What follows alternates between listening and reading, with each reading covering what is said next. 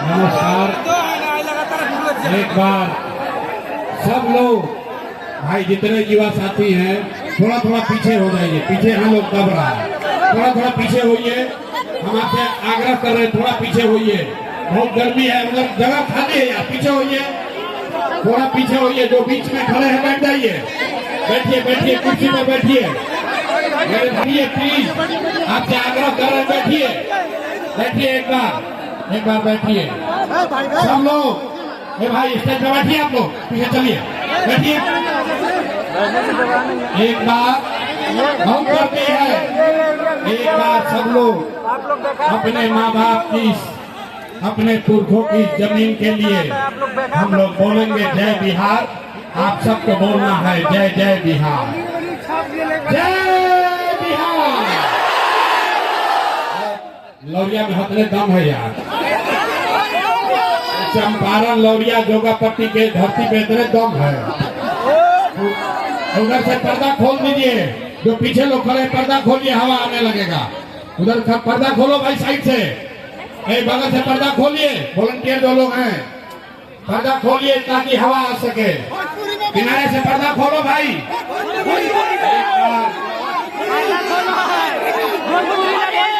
भोजपुरी में, भोजपुरी में बोले के बाद तो पहले जय बिहार तो भोजपुरी में बोला जाता है, हिंदी में बोले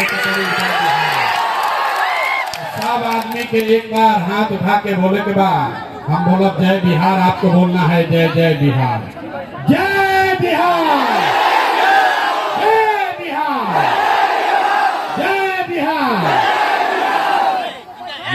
हमारे नाम है प्रशांत किशोर, हम नेता ना है, हम नेता ना है रे भाई, बिहार के एक साधारण परिवार के लड़के हैं। हमारे अपने दादा यही बिहार में बैलगाड़ी चलाते थे, मजदूर थे। बाबूजी हमारे जा सरकारी डॉक्टर रहन, ऐसे सरकारी विद्यालय से पढ़ के, बोरा वाला विद्यालय से पढ़ के हमने अपना जीवन शुरू किया है। माता पिता का आशीर्वाद है, ऊपर वाले का कृपा है, जीवन में कुछ हासिल कर लिए हैं। लोग बताता है कि पिछला 12-15 साल में हम जेकरा के सलाह देनी, जिसका हाथ पकड़ लिए वही आदमी जीत के राजा हो गया। एगो आप जैसे मुखिया विधायक सांसद बनाते हैं, आप जैसे मुखिया विधायक सांसद बनाते हैं, वैसे हम मुखिया विधायक नहीं बनाते हैं।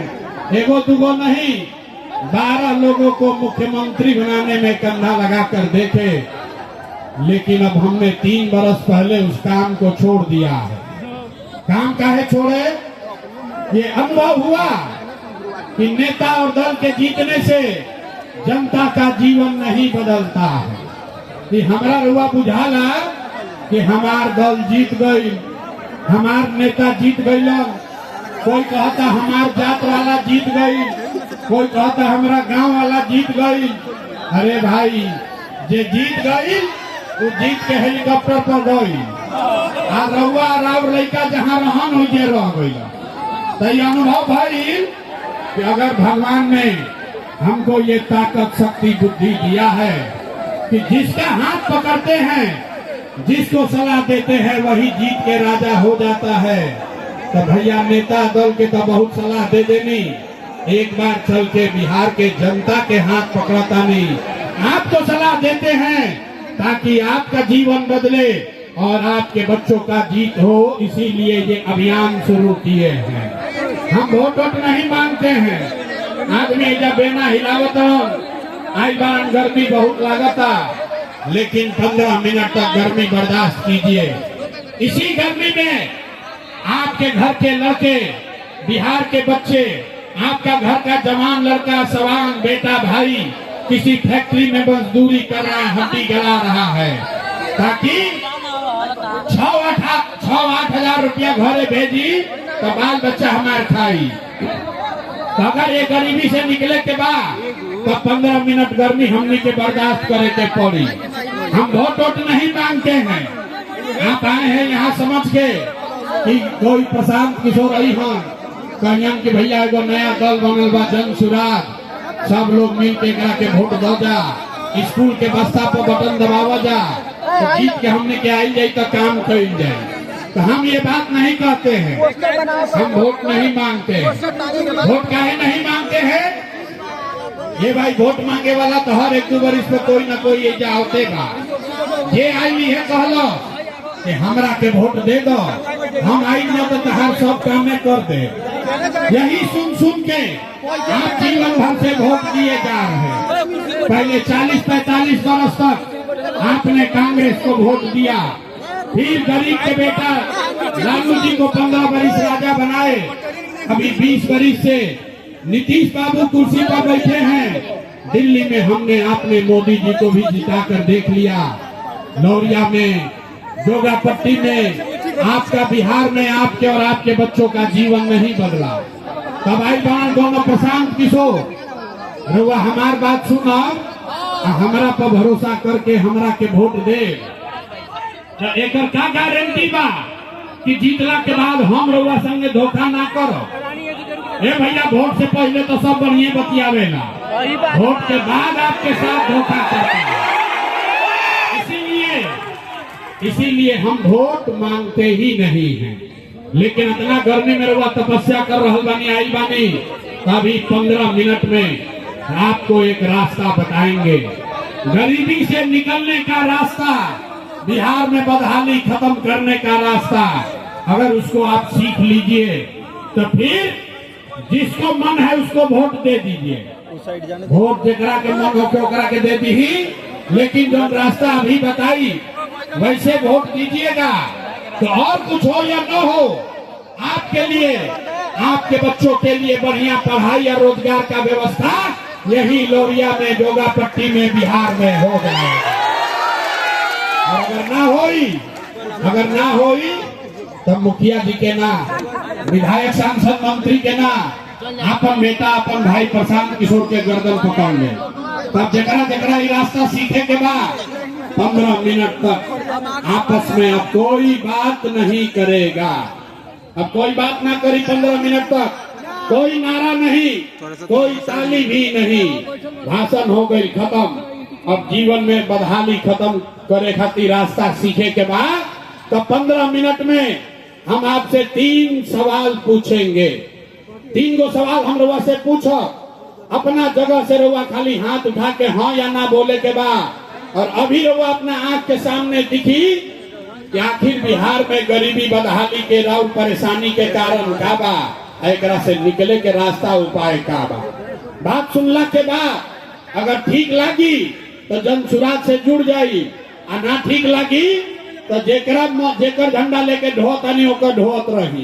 तो भैया आप सब लोग शांत होकर सवाल का जवाब देगा। सवाल के जवाब देते समय सब आदमी के हाथ उठावे के बाद, हाथ काहे उठावे के बाद, हाथे में दम बा सब। इसी हाथ से जिसका भी बटन दबाइएगा वही आदमी राजा बनेगा। तो गरीबी से निकले के रास्ता भी हथवे में छिपल बा। सब आदमी जरा सोच के बताइए, आपके जोगापट्टी में, लौरिया में, बेतिया में और कुछ हो या न हो, आपके लिए, आपके बच्चों के लिए बढ़िया पढ़ाई या रोजगार का व्यवस्था होना चाहिए कि नहीं होना चाहिए? सबके हाथ उठे के चाहिए, हाथ उठाकर बोलिए होना चाहिए कि नहीं होना चाहिए? होना चाहिए। अरे भाई, लौरिया क्या, बीच में मत बोलो भाई। लौरिया के आदमी कितना जोगापट्टी के समझदार बारन। सारे आदमी, आप चाहे पढ़े लिखे हैं या अनपढ़, हिंदू हैं या मुसलमान, अगड़े हैं या पिछड़े, युवा है या बुजुर्ग, अमीर है या गरीब, महिला है या पुरुष, सबने कहा कि ना भैया पढ़ाई या रोजगार तो हो कहीं के चाहिए। इतना बात सबके बुझाता। कौनो नेता, कौनो प्रशांत किशोर के जरूरत नहीं थे। आपको मालूम है, अगर आपके बच्चे के लिए, आपके लिए पढ़ाई रोजगार हो जाए तो कोई मुखिया बने, कोई विधायक बने, लालू बने, नीतीश बने, मोदी बने, प्रशांत किशोर बने, अगर आपके बच्चे के लिए पढ़ाई रोजगार हो गया तो आपका जीवन सुधर जाएगा।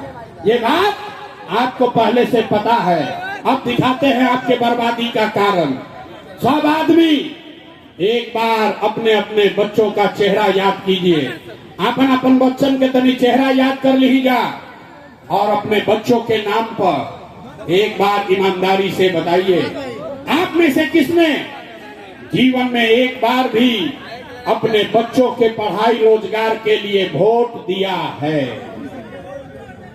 देखी देखी दशा, चुप, जैसे बुझाता कि करंट मार देलस। आदमी कितना जोर से अभी बोलत रहा, अभी माइक दे दी, आदमी आधा आधा घंटा भाषण दी।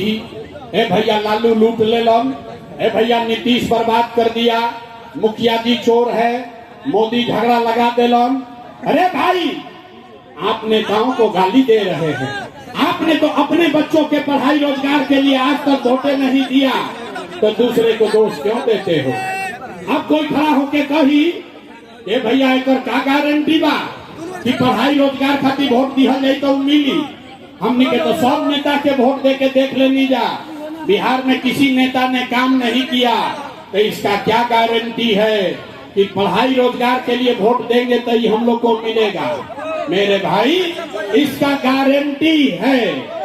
नीचे करो, ये नेताजी का मीटिंग नहीं है, बैनर लेके टांगे। इसका गारंटी है, हमसे लिख कर लीजिए, वोट जिसको देना है दे दीजिए, लेकिन आपके बच्चों को पढ़ाई रोजगार मिलेगा ही मिलेगा। हमारा बात पर भरोसा नहीं करे कि कोई के अपना आंख के सामने 2 मिनट में देखिए कि आपके बच्चों को पढ़ाई रोजगार कैसे मिलेगा। सब आदमी दूसरे सवाल का जवाब देगा, सोच के बताइए। आज तक जकरा के भी हमने के वोट देनी जा, वो नेता वो दल, उन नेताओं ने आपका और आपके बच्चों का काम किया है कि नहीं किया है?